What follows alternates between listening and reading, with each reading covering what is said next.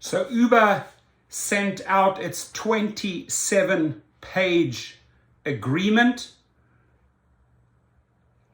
I can only say read it over, right? I know it's a long document, but there is so much stuff hidden in there. The main thing here, ladies and gentlemen, is to opt out. You have 30 days to opt out, right? So you got to agree to the terms, otherwise they won't let you drive, but then you have 30 days to opt out. Now, underneath this video, I will be sharing another video, right? A link. I've made several videos in the past on how to opt out from these agreements. It's a very simple email. You can also have an attorney draft it. You don't have to spend money though. You just got to get that out and make sure that you are covered. Now, this platform access agreement, like I said, it is 27 pages long. Right at the end, this is the part you're opting out, right? Because they want to, if anything goes wrong, they want to force you to arbitration, right? To the American Arbitration Association, right? Where they are paying the fees, and usually in arbitration, it goes their way, right? Because they're paying for it.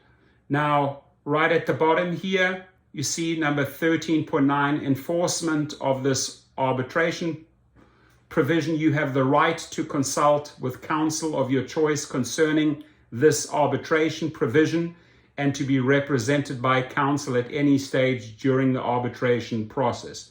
The bottom line is you're opting out. So please do not forget, each time you get one of these major updates, right, with all this hidden language, you have 30 days to opt out. So your name obviously has to be in the opt-out letter, your email associated with your account, your phone number associated with your account, and then that link to that video that I'll leave you has the language, what type of language. It's short and sweet, but you got to opt out. Every single time they update that, especially when you see these big 20 to 30 page documents come through, you opt out. Remember, opt out, 30 days, right? So just to give you an idea, relationship with Uber, contracting parties, 1.2, your choice to provide P2P service to riders. Number 2, our platform, compliance, general, your provision of transportation services to riders, accessing our platform, background checks and licensing, vehicle standards. You want to definitely make sure you read that. During your account creation and registration, we will collect and may verify certain information about you and the vehicles you use to provide rides in your vehicle. You will also be required to pass various background, driving record, and other checks. See, and other checks. That's what I'm talking about. It's the consumer. They're running consumer checks against you. And they don't say it because they have this ambiguous language like I made in the last video. They say they don't, but they actually do. It's a complete bait and switch. You want to make sure you read this, my friends, please. So accepting the ride requests, use of Uber branded materials, crashes, criminal offenses, and other compliance obligations, ratings.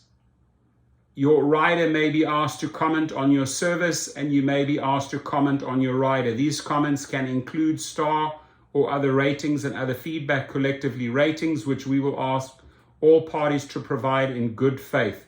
Read that. Location-based technology services, communication consents. Location-based technology services and communication consents. What are you consenting to?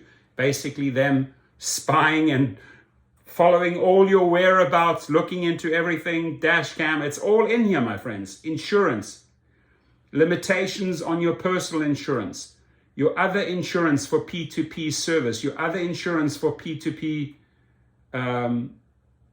service, your maintained insurance, payments, instant pay, eligibility for instant pay, availability of instant pay. They say we are not responsible for any fees from your bank in association with your use of instant pay. We reserve the right to block access. We reserve the right to block access to instant pay, right? third-party provider, term and termination affect survival, termination by you, deactivation. You consent to, and we may temporarily deactivate your account without notice. So this is what you're agreeing to. That's why you're opting out of this agreement, right? So 5.3, very important, read it. Deactivation, you consent to, and we may temporarily deactivate your account without notice to investigate whether you have engaged in or your account has been used in activity that is deceptive, fraudulent, unsafe, illegal, harmful to our brand, business, or reputation, or that violates this agreement, including the policies incorporated herein by reference, any of the foregoing material breach or violation. Make sure you read that. Effects of termination and survival, disclaimers, right? All the disclaimers, information, confidentiality, obligations, remedies, the unauthorized use or disclosure of any confidential information would cause irreparable harm and significant damage, the degree of which may be difficult to ascertain. Accordingly, the parties have the rights to obtain immediate equitable relief to enjoin any unauthorized use or disclosure of confidential information disclosed by other party, in addition to any other rights or remedies described in Section 13.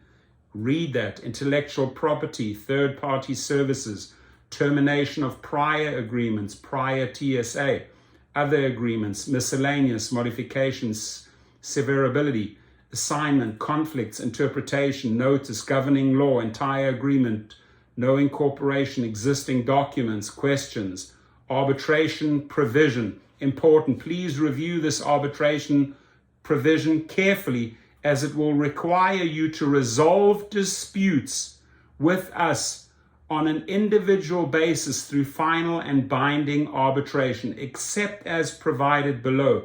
You may opt out, ladies and gentlemen, here it is.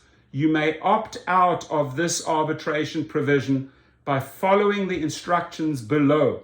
There are and or may be lawsuits alleging class, collective, coordinated, consolidated, and or representative claims on your behalf against us.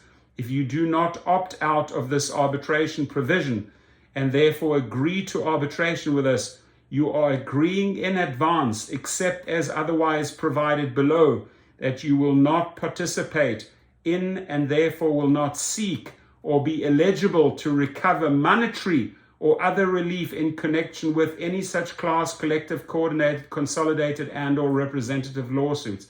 This arbitration provision, however, will allow you to bring individual claims in arbitration on your own behalf, right?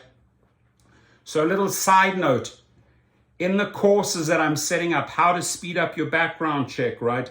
How to go from deactivated to reactivated, right? The legal letters go out. If they don't act on it, then it goes to small claims court. Now, it can only go to court if you have opted out of these provisions. If you haven't opted out, we still go to arbitration because we're forcing them to reactivate you, just letting you know. So there's different avenues you can take here. You're much more powerful at the end of the day if you opt out, like they show you here.